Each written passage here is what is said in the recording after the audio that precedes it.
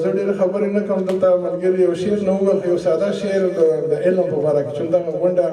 د علم په باره کې ده د ژبې د پراختیا په باره کې ده د ژبې د سمسورتیا په باره کې ده یو د ساده نظم دی د علم د حکمت په باره کې دغه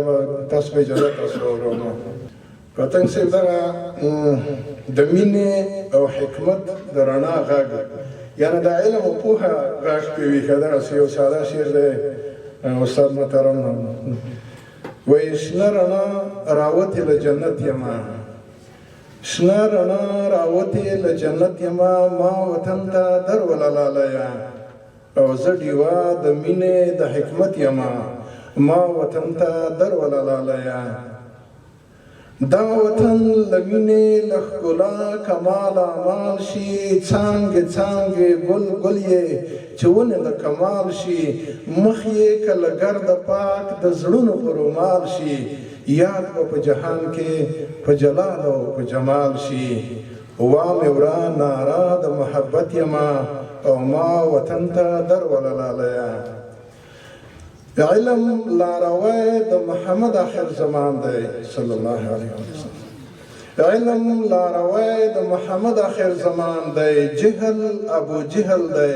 د ټولو په تاوان دی زړونه دي تاخونه او څراغ پکې عرفان دی ښځه ده که نر دی علم حق د هر انسان دی او ښکلې کرشمه د معرفت یمه ما وطن ته در وللالیه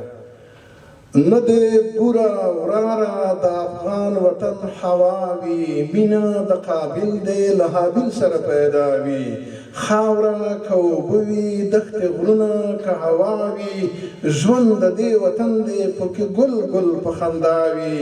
روح د دې وطن د عظمت یمه او ما وطن ته در وللالیه یم د دې وطن د روح او تن یوه سندره ډېره وي خوږه د خپل وطن یوه سندره وایه وړه کاروانه د خوږمن یوه سندره زخم د بېلتون ګنډي په ستن یوه سندره او تږو ته اوبه اوبه رحمت یمه ما وطن ته در وللالیه شنه رڼا راوتې له جنت یمه ما وطن ته در وللالیه زه ډیوه د مینې د حکمت یمه او ما وطن ته در وللالیه مننه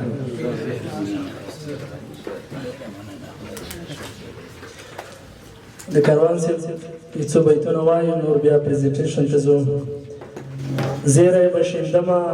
چې پښتون د نړۍ سیال وي ژوند دي چې سندره وي ژوند دي چې سندره د بري په سرو تال وي خپل سړی د خپلې لیلا غاړې ته میل شي